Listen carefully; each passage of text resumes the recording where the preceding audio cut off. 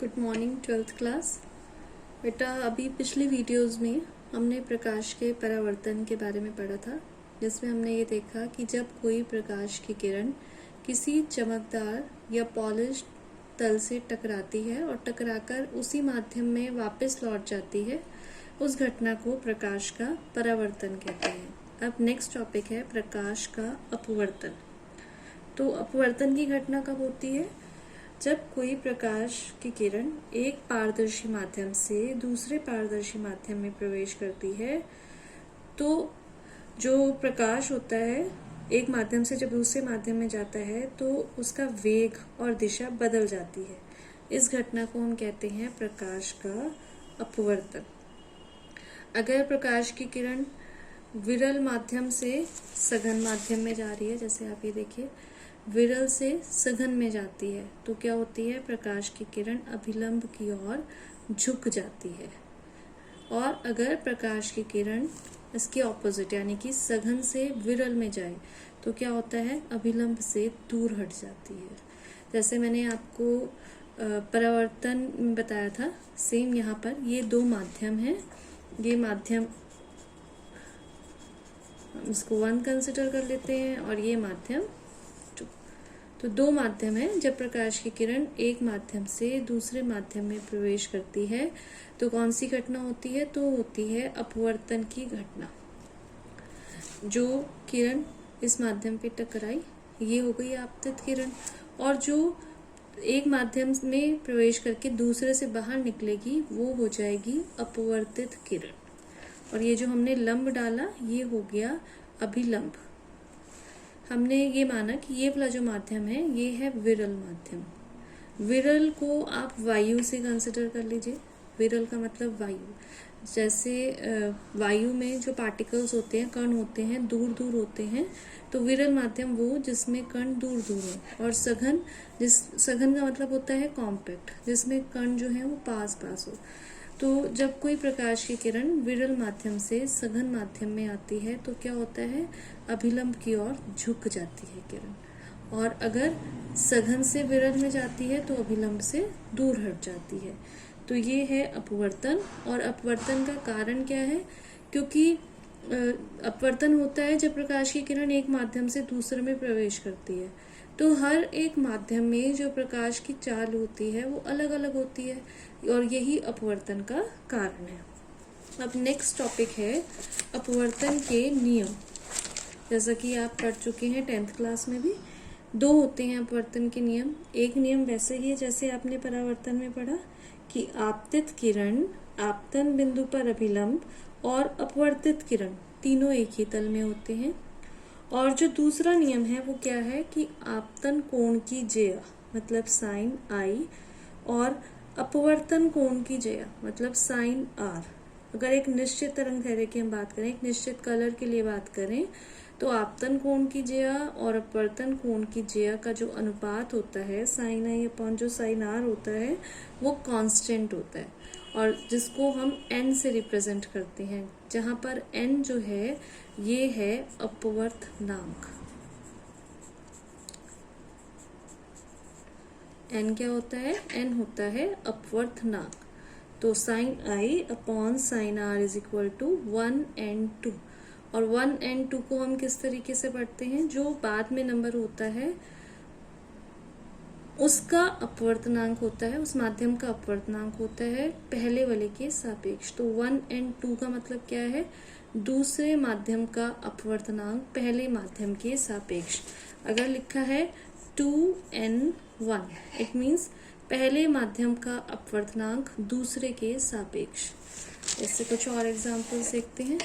ANG अगर लिखा है, A मीन्स वायु हवा, G मीन्स ग्लास कांच, तो इसका मतलब क्या है कि कांच का अपवर्तनांक किसके सापेक्ष? वायु के सापेक्ष।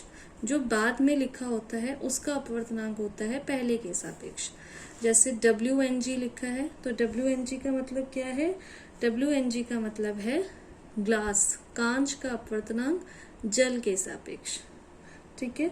और ये जो अपवर्तनांक होता है n बराबर किसके होता है? C अपॉन V के।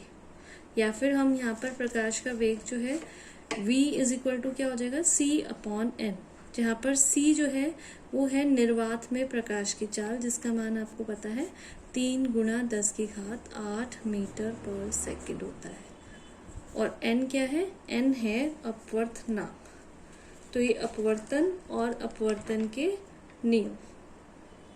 अब नेक्स्ट जो टॉपिक है वो है क्रांतिक कोण।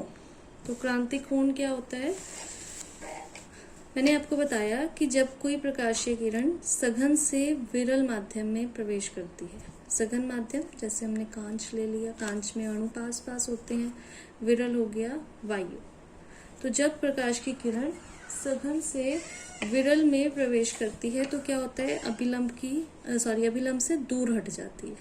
ये आपतन कोण और ये अपवर्तन कोण क्या हुआ, अभिलंब से दूर हट गई। अब जैसे जैसे आपतन कोण का मान हम बढ़ाते जाएं, ठीक है, इसको हम बढ़ाते गए तो ये भी क्या होगा, अपवर्तन कोण का मान भी बढ़ता चला जाएगा। एक कंडीशन वो हो जाए कि हम आपतन कोण के मान को इतना बढ़ा दें कि अपवर्तन कोण जो है वो बढ़कर 90 डिग्री हो जाए, तो उस आपतन कोण को क्या कहा जाता है, क्रांतिक कोण। इसको हम C से रिप्रेजेंट करते हैं, क्रिटिकल एंगल। तो क्रांतिक कोण की अगर परिभाषा आपसे पूछी जाए तो क्या होगी, क्रांतिक कोण सघन माध्यम में बना वह आपतन कोण है जिसके लिए विरल माध्यम में जो अपवर्तन कोण होता है वो कितना होता है, 90 डिग्री। अब इसके आगे भी अगर हम देखें, इस क्रांतिक कोण से और बढ़ा दिया, हम आपतन कोण पहले हमने बढ़ाया, क्रांतिक कोण जितना लिया है कि अपवर्तन कोण जो है 90 डिग्री हो गया। अब अगर हम आपतन कोण का मान क्रांतिक कोण से और बढ़ा दें, थोड़ा सा भी और बढ़ाएं, तो क्या होगा, ये जो प्रकाश की किरण अपवर्तन कोण जिसका 90 डिग्री था, ये क्या होगा, ये इधर आएगी नहीं, ये पूरी तरीके से परावर्तित होकर उसी सघन माध्यम में ही वापस लौट जाएगी। और इस घटना को क्या कहा जाता है, इस घटना को कहा जाता है पूर्ण आंतरिक परावर्तन। एक बार फिर से कि यदि आपतन कोण का मान हम क्रांतिक कोण से थोड़ा सा अधिक कर दें तो जो प्रकाश है, प्रकाश की किरण है, वो विरल माध्यम में नहीं जाती, बल्कि पूरा का पूरा प्रकाश जो है वो क्या होता है, परावर्तित होकर सघन माध्यम में ही लौट जाता है। इस घटना को हम कहते हैं पूर्ण आंतरिक परावर्तन। और जब पूर्ण आंतरिक परावर्तन होता है तो जिस जगह होता है पूर्ण आंतरिक परावर्तन, वो वहां पर बहुत ज्यादा चमकने लग जाता है, वो भाग बहुत ज्यादा चमकने लग जाता है। तो पूर्ण आंतरिक परावर्तन के लिए 2 मेन कंडीशंस हैं, ये फुलफिल होती हैं तो पूर्ण आंतरिक परावर्तन होता है। सबसे पहली कंडीशन तो ये कि जो प्रकाश की किरण है वो सघन माध्यम से विरल माध्यम में जानी चाहिए, क्योंकि सघन से विरल में जाने पर ही प्रकाश की किरण अभिलंब से दूर हटती है, विरल से सघन में जाने पर अभिलंब की ओर झुकती है। तो फर्स्ट कंडीशन, सघन से विरल में जानी चाहिए प्रकाश की किरण। और दूसरी कंडीशन ये है कि आपतन कोण जो है वो क्रांतिक कोण से बड़ा होना चाहिए, क्योंकि अगर आपतन कोण क्रांतिक कोण से बड़ा होगा तभी प्रकाश की किरण पूरी तरीके से परावर्तित हो जाएगी। ठीक है, इसके कुछ एग्जाम्पल्स हैं आपकी बुक में जो आप 10th क्लास में भी कर चुके हैं, तो वो एग्जाम्पल्स आपने पढ़ने हैं। जैसे कि जो कांच होता है, अगर हम देखें कभी जो खिड़कियां होती हैं उसमें कांच लगा होता है, अगर उस कांच में कोई क्रैक आ जाए, किसी कांच में कोई दरार पड़ जाए, तो वहां पर जो दरार है वो क्या होती है, वो चमकने लग जाती है। तो इसका रीजन क्या है, क्योंकि जब कांच में क्रैक आ जाता है तो वहां पर जो वायु होती है, वायु की एक पतली सी लेयर बन जाती है। तो अब जब उस पर लाइट पड़ती है, लाइट पड़ने से वो वायु की वजह से अंदर तो नहीं जा पाती, पर जो कांच और वायु की जो एयर बाउंड्री है, उस बाउंड्री से पूरी तरीके से परावर्तित होकर हमारी आंख में पहुंचने लग जाती है। तो इसलिए जो वो कांच, जो क्रैक कांच है, वहां से हमें कैसा लगता है, वो हमें चमकती हुई दरारें नजर आती हैं। इसी तरीके से कुछ और एग्जाम्पल्स भी दिए हुए हैं आपकी बुक में पूर्ण आंतरिक परावर्तन के, वो आपने अच्छे से करने हैं।